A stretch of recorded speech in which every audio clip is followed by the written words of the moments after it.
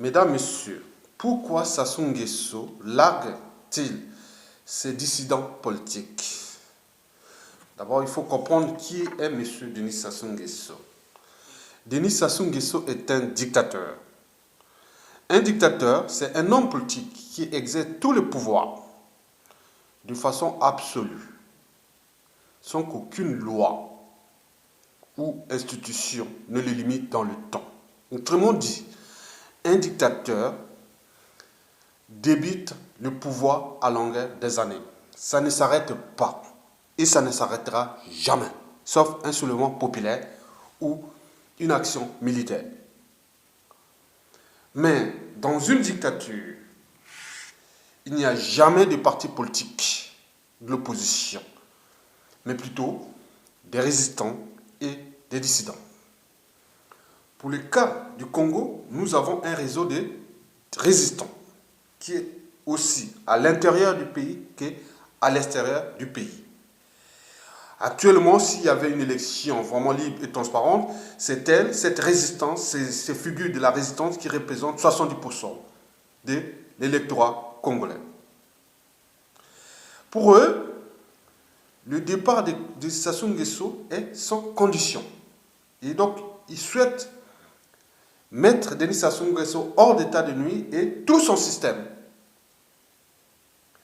Et ces dissidents, comme je vous l'ai dit, sont aussi à l'étranger comme à l'intérieur. Mais ceux qui sont à l'intérieur sont traqués par le système, même emprisonnés. Voilà, torturés.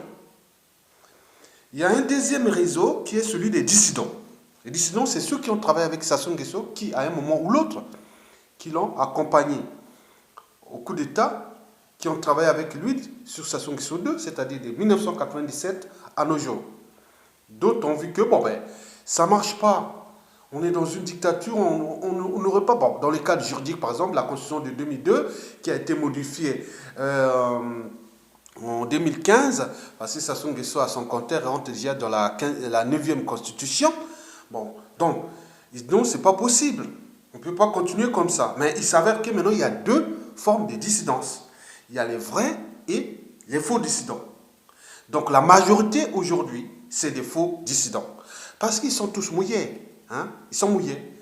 Ils ont des biens mal acquis, d'autres ont peut-être des sons dans leurs mains. Bon, bref, ou pour des raisons familiales, amicales, autres, amoureuses même. Donc, ils ne souhaitent pas trahir. Voilà. Donc, il y aura d'autres informations que je vous donnerai après. Donc, les faux dissidents là, c'est eux qui posent le problème au Congo. C'est eux qui ont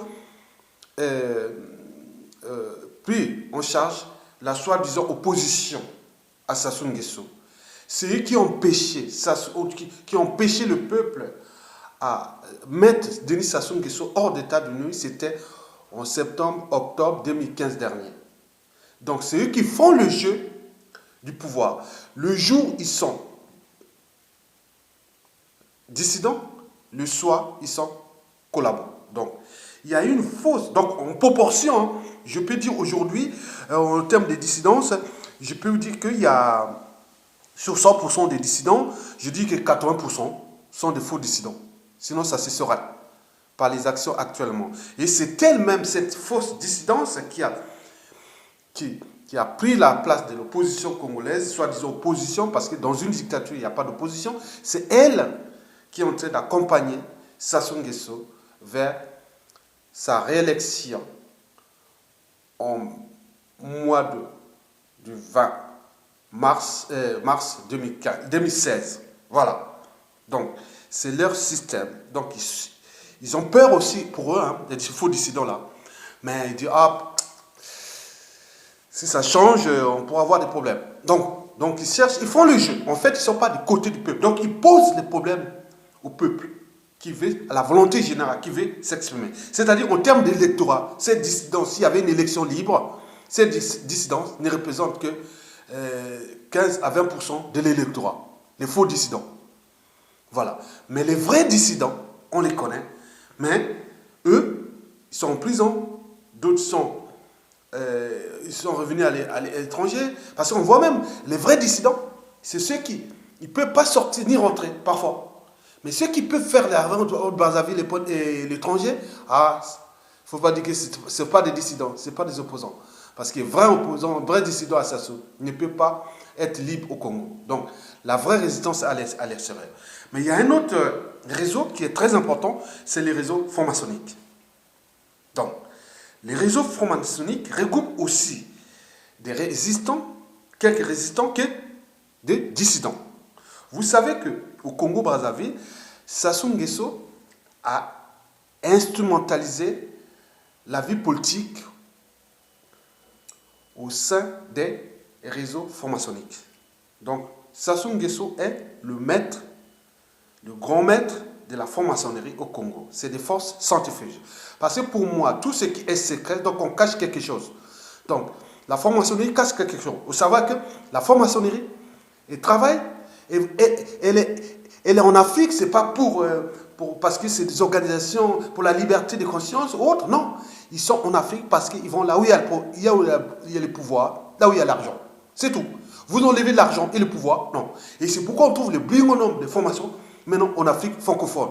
Et quand on regarde l'Afrique francophone par rapport à l'Afrique anglophone, on voit que l'Afrique francophone s'enfonce, alors que l'Afrique anglophone progresse tant que mal. Mais quand on voit aussi la franc-maçonnerie mondiale, on voit que dans les pays, par exemple, émergents, on trouve moins de présidents ou autres qui sont des francs-maçons. Pourquoi on trouve ça qu'en Afrique? Donc, c'est une forme de domination, c'est-à-dire les relations entre les maîtres et les esclaves. Donc, Sassou Nguesso, c'est leur grand maître. Donc, quand on voit la plupart des dissidents et quelques résistants, ils sont en train d'accompagner Sassou Nguesso. Sassou Nguesso est en train de les larguer parce que Sassou Nguesso est leur maître. On est dans les relations entre les maîtres et les esclaves. Donc, résoudre le problème de la contestation et de la résistance face au Nguesso, c'est d'abord poser le problème de la franc-maçonnerie. Donc, nous ne pourrons pas régler les vrais problèmes de la résistance et de la contestation sans pouvoir régler la problématique franc-maçonnique au Congo. Donc, on sait au sein des assises quelles sont les formations. Dans l'IDC, le FOCA, toute la résistance et la distance. Donc, ces gens-là doivent s'identifier. Parce que c'est ça. Parce qu'il y a des gens qui sont. On croit que la franc-maçonnerie nous pose des problèmes.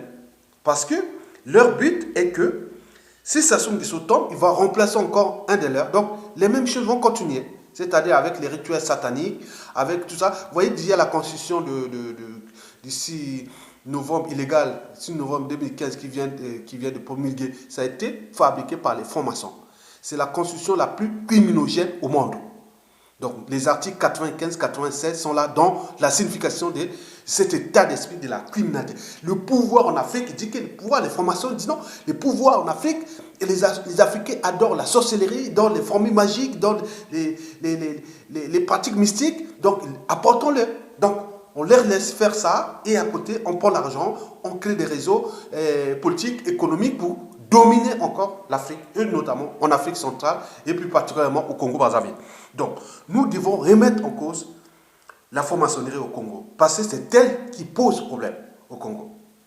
Donc, si Sassou Nguesso est en train de larguer toute la résistance et l'opposition, parce qu'au sein même de l'opposition, soit des oppositions, ou de la dissidence, et de quelques résistants, il y a ces réseaux francs-maçonniques qui sont actifs et qui cherchent à recruter toujours plus de francs-maçons, parce que le Congo, c'est quand même un pays qui compte, parce que nous avons des ressources.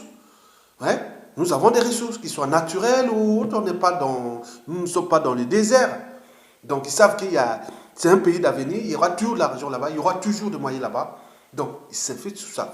Donc, c'est l'Afrique francophone qui regroupe le plus grand des formations en Afrique. Mais comment? Donc, nous devons poser ces problèmes-là. Et je vais même plus loin. Cela veut dire que, d'abord, les formations, au niveau des assises, nous devons mettre ce problème-là au clair, l'IDC et autres, parce que ces gens-là doivent rester chez eux, rester avec leurs forces, mais laisser la résistance libre.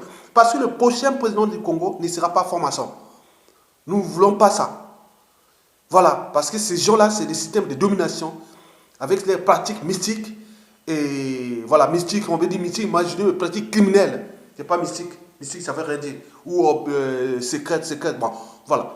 Donc, poser ce problème-là, d'où l'enjeu quand Sassou Nguesso va tomber, le mettre en place des structures au niveau de la constitution que tout Congolais qui souhaite accéder à des hauts postes de haute responsabilité, qu'ils soient administratifs, politiques et économiques, ne sera pas franc-maçon. Si vous êtes franc-maçon, vous restez dans le cadre des libertés de culte, de pensée et autres, mais dès que vous êtes franc-maçon, vous n'aurez pas accès à la fonction ni ministre, ni président, ni député, ni... voilà, non. Il faut mettre ça dans la loi. Ça sera dans la loi. Et nous sortirons de là. Et ces gens-là qui sont des francs-maçons, ils pourront aller faire leur franc-maçonnerie à côté. Parce qu'ils rentrent dans ces... Nous, on veut éviter les conflits d'intérêts. Et en même temps de ces conflits d'intérêts, mais il y a un problème de domination ou aussi des pratiques sataniques. Et voilà. Donc, si aujourd'hui, Sassou Nguesso est en train de larguer toute la résistance et les dissidents, parce qu'au sein même de la résistance et des dissidents, il y a beaucoup de francs-maçons. Ils sont en train de recruter en ce moment. Il y a un qui est venu me dire, me recruter pour chercher à me recruter. Je dis non, allez faire foutre. Moi, j'ai mon cerveau. Voilà. Moi, je peux faire les pratiques rituelles de chez moi, au Touareg, je faisais la danse, mais pas aller faire ces organisations secrètes qui tuent les gens. Non. Ou qui alimentent des pouvoirs sanguinaires et machiavéliques et dictatoriaux. Donc, nous sommes là dans la signification de ce mal que nous devons mettre tout ensemble pour éjecter Sassou Nguesso d'abord et après repenser les nouvelles institutions, que ce soit dans le cadre du fédéralisme, d'un État fédéral ou autre, mais il faut prendre au sérieux la problématique franc-maçonnerie au Congo. Si nous ne prenons pas ça au sérieux, vous allez voir qu'on va vous installer un autre franc-maçon et qui va reprendre les mêmes pratiques. Parce qu'ils viennent là, hein. C'est des gens qui sont libres, tranquillement ici en France. Les grandes loges, il y a des loges de droite et de gauche, par exemple, oui, il y a des loges de gauche et de droite, voilà. Donc, ça répond aux nouveautés de la droite. Quand la droite est au pouvoir, c'est là eux qui disent, quand la gauche est au pouvoir, voilà. Donc, de toute façon, nous sommes attachés. Et quand je vois les formations congolais qui viennent parler sur les réseaux sociaux ou sur les sites de l'opposition, soi-disant l'opposition contre Sassou, et parler que mon frère est formation, il faut que... Mais non, attendez, on n'a pas besoin de ça. C'est la servitude, c'est l'esclavage. Vous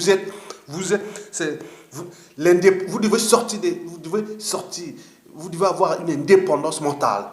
Si vous n'avez pas une indépendance mentale, vous ne pouvez pas aller plus loin. Donc arrêtez la servitude du point de vue mental. Voyez.